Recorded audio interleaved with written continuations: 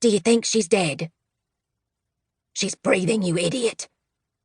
Tinny voices permeate the twilight space between sleeping and waking. I groan and pull the thick covers over my head. See? I told you. Something hard thunks onto flesh, and the screeching wail of an imp stabs through my skull, erasing any hope that they will find some other entertainment before I'm fully awake. I throw a pillow in the direction of their noise. It's too early for your nonsense. Not nonsense, mistress. Their squabble ceases. I open my eyes to discover 2 vermilion faces peering at me, only tall enough that the tips of their hooked noses hover above the edge of the bed. We've brought you something. With a chorus of grunts, the imps heave a text onto the enormous mattress and slide it toward me. I push myself to sit up, curiosity overriding my irritation. Where did you get this? Valmar says to bring it right to you. Says we weren't allowed to wait, case it got lost. Which occurs more often than not with the imps. I run my hands over the book's cover. It's not a material I recognize, like leather, but scaled and slightly rough. I wonder if it's dragonhide. If so, it's exceedingly rare and old. Has Valmar brought more imps from Maltaire? It's been years since we welcomed anyone from those blighted lands into the Dark Court. Aye! One of the imps uses his companion as a ladder and clambers up onto the bed. He points a clawed finger at the book. Will you read it to us? Been too long since we had a story.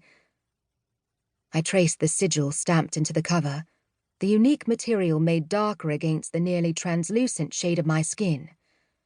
A broken fey orb of the Vila crest, surrounded by a circle of raven feathers. I knew that court, Mortania whispers from her den. It could contain powerful magic. The tingling of my curiosity intensifies. I've learned so much from the relics and books the imps carried with them from the ruins of Maltaire. All manner of rituals and the history of the Vila courts. I cannot wait to see what secrets this one provides. Maybe, impossibly, even something about breaking curses. I haven't even eaten breakfast, I say to the imps, hoping they'll scurry off and leave me to explore the book in peace. But the first one fishes a stone out of his pocket, tosses it into the air, and claps.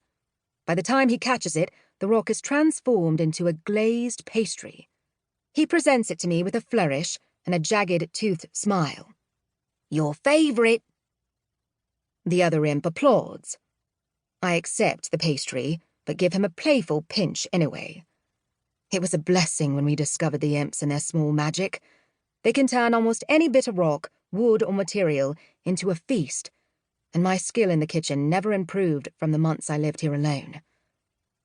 A story, then, I say around a mouthful of nutty chocolate filling, and crack open the text, releasing its smell of musty parchment. With plenty of guts and blood, one of the imps instructs, the veiny ridges of his ears quivering. Find one with a beheading. We love those.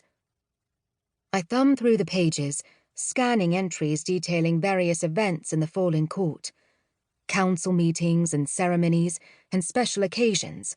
Births and deaths. Logs and ledgers. A few diagrams illustrating how to conduct rituals I've not yet encountered, which I make a mental note of to revisit later. This isn't a storybook, I tell them, tapping a corner of the page. And these dates suggest that it was written before the War of the Fae, so I doubt there are any beheadings. Vila courts didn't do that to their own. Sounds boring, an imp yawns. The other nudges closer. You sure there's not anyone having their innards ripped out? I eat the rest of the pastry, lick my sticky fingertips, and am tempted to ask for another. Not that I can see. Their ears droop in disappointment. One scrambles from his place and scurries to the foot of the bed, which, as this is the former royal suite, is fashioned to look like the head of a roaring dragon just landed from battle.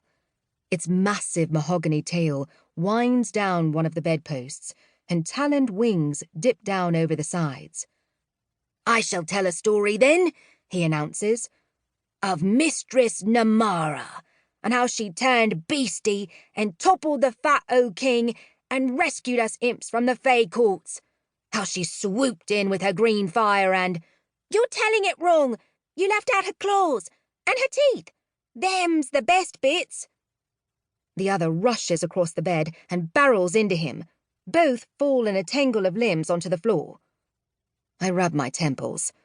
I definitely should have asked for another pastry while I had the chance, or at least tea. An impatient tapping draws my attention to the window. I kick free of the bedclothes and draw the curtain back.